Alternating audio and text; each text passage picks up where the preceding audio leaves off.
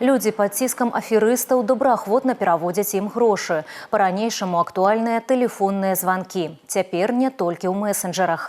Выйсці адно, пакласці трубку і падумаць, а лепш заблакіраваць уваходныя званкі ад усіх, хто не ўваходзіць у спіс контактаў.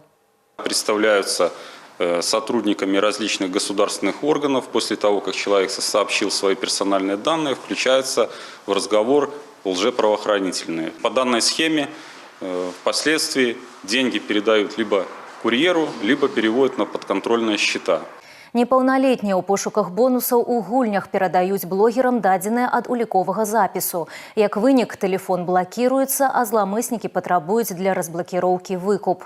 Дарослыя часцей вядуцца на скідкі ў інтэрнэт-крамах і губляюць грошы і тавар.